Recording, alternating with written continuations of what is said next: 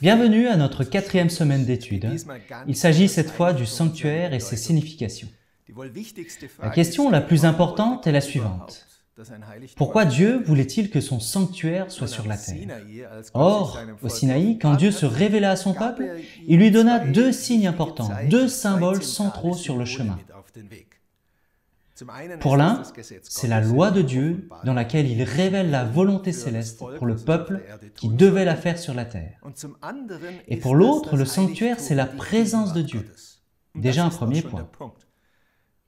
Dieu dit dans Exode 25, 8, « Ils me feront un sanctuaire et j'habiterai au milieu d'eux. »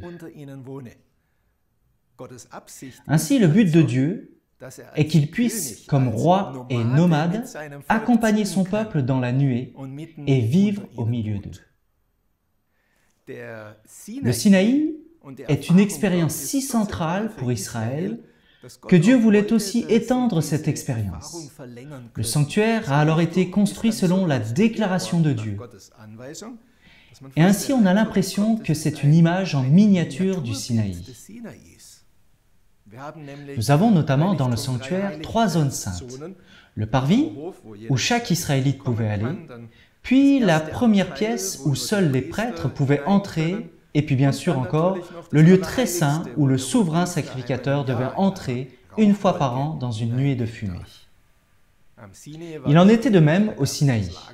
Il y avait le camp du peuple, puis il y avait la zone où les anciens pouvaient aller avec Moïse et Aaron, avec encore 2 autres. Puis, il y avait encore le lieu où seulement Moïse pouvait entrer dans la nuée pour parler avec Dieu face à face. Donc Dieu voulait que l'expérience du Sinaï puisse être vécue à plusieurs reprises par le peuple au sanctuaire. C'est pour cela qu'il a ainsi conçu, de telle sorte que du sanctuaire on entende crier « Saint ». Plus on se rapproche du lieu très saint, plus précieux sont les matériaux.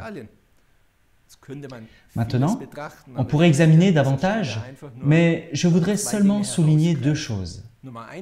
Premièrement, l'Arche de l'Alliance.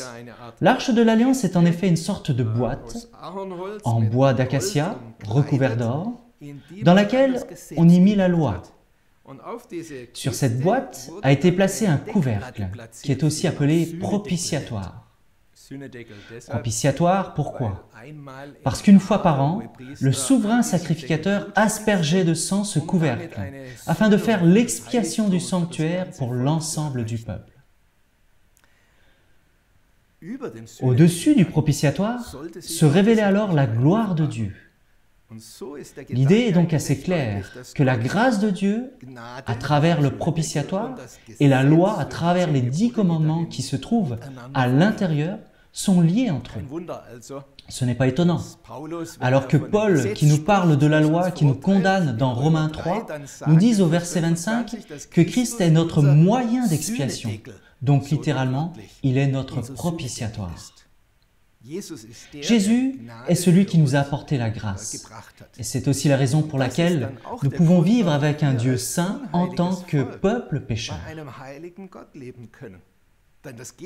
On pourrait dire que c'est impossible. Comment un Dieu saint peut vivre parmi des hommes pécheurs?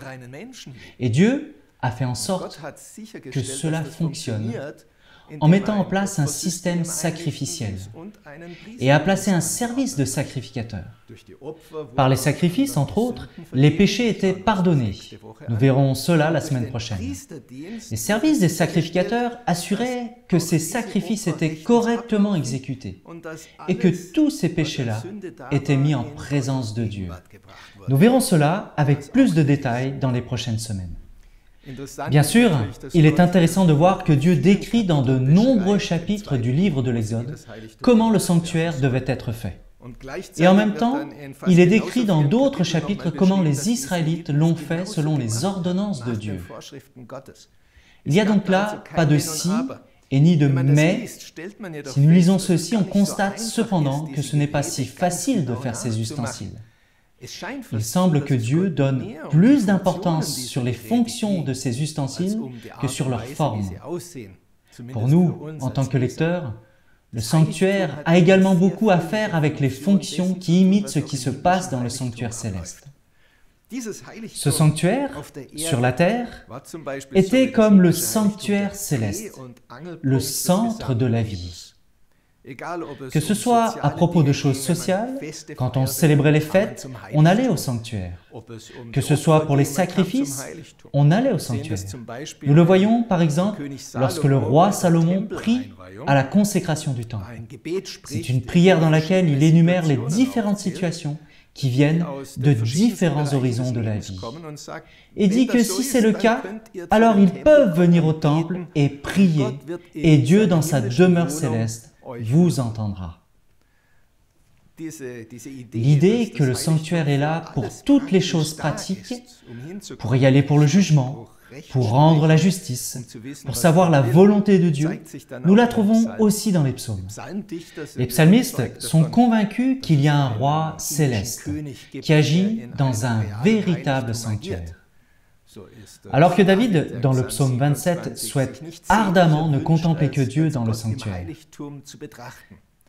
Ce qui est intéressant est que lui-même, dans le verset 4 et 8, dit que l'on doit rechercher ce Dieu. Afin de trouver le Dieu du sanctuaire, nous devons nous mettre au travail avec toute notre énergie.